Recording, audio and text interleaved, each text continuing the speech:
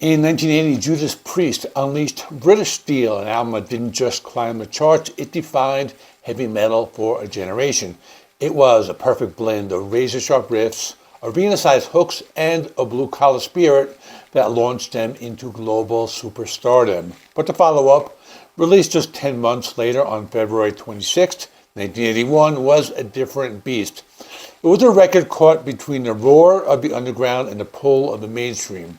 This is the story of how the pressure for a hit single led to Point of Entry, one of the most divisive albums from one of metal's greatest bands.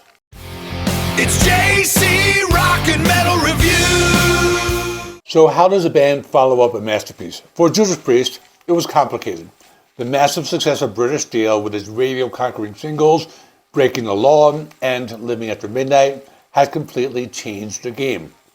Their label, Columbia Records, suddenly saw them as more than just a great heavy metal band. They saw a potential hit-making machine. That one expectation would set the stage for a creative tug-of-war that defined their next album and left everyone, from the band to their fans, feeling torn. Coming off the massive British Steel tour, which included a headlining spot at the very first Monsters of Rock festival, Judas Priest was on top of the world.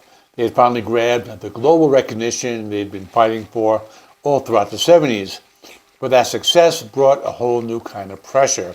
The label has seen the formula, anthemic radio-friendly songs meant huge sales, and they wanted more of it. Producer Tom Allen, who was behind the board for both British Steel and Point of Entry, remembered the conflict. He said the record company had seen we could deliver hit singles and wanted more of the same. We were not so sure, so I think Point of Entry suffers from too many people pulling in too many directions. Frontman Rob Halford agreed, admitting, "We were really scratching our heads with Point of Entry." The pressure wasn't just a friendly suggestion, it came with a brutal deadline. Columbia Records demanded the album be ready for an early 1981 release, giving the band almost no time to decompress and write. The grueling tour schedule meant no time for songwriting, a huge change from how they usually worked. For every album before this, Glenn Tipton and KK Downing would show up to the studio with a stockpile of riffs and ideas. For a Point of Entry, they came with almost nothing. They were forced to write the entire album on the fly, a spontaneous and chaotic process that would become the record's most defining and maybe most damaging feature. With some real money in their pockets for the very first time, the band decided to trade dreary English weather for the sun-drenched coast of Ibiza, Spain. They set up shop at the state-of-the-art Ibiza Sound Studios from October to November 1980. Glenn Tipton later joked that the spot was chosen for its cheap alcohol and gorgeous women from all over Europe. But while the goal was relaxed, creative vibe, the party atmosphere quickly became a huge distraction. In the liner notes for the 2001 remaster, the band came clean.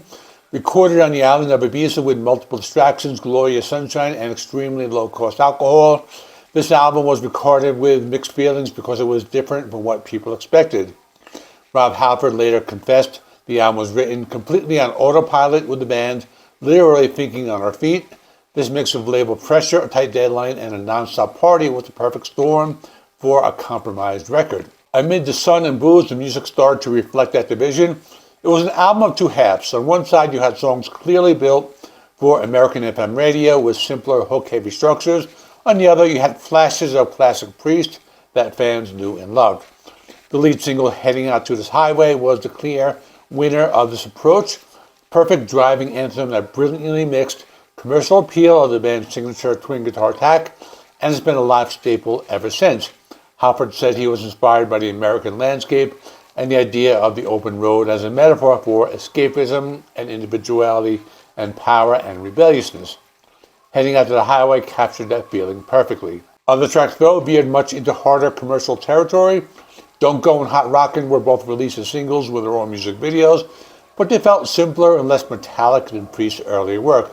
Critics picked up on the AC/DC style, blues rock vibe with the world away from the intricate arrangements of an album like Sad Wings of Destiny. This is where the album really shows its cracks.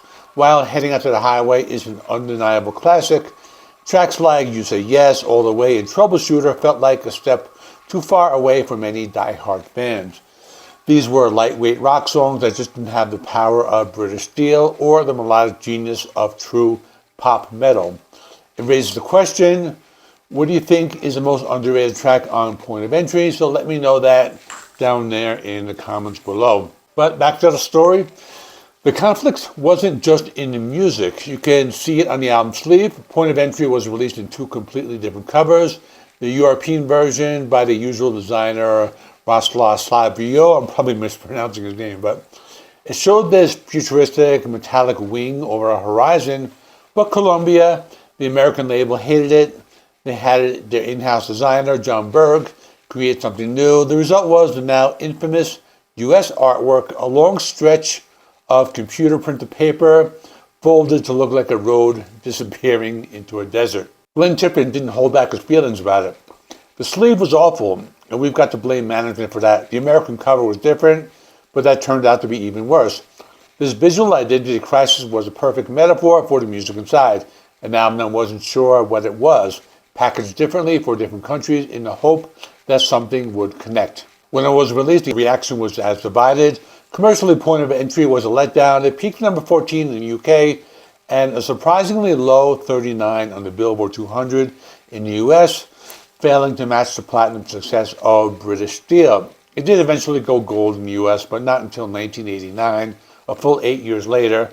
The commercial gamble just hadn't paid off. Critics saw it mostly as a step backwards, calling it uninspired and full of radio-friendly filler. The fans were split too. Many who came on board with hits from British Steel were fine with it, but the hardcore metal fans felt let down by the album's softer, rock-oriented sound.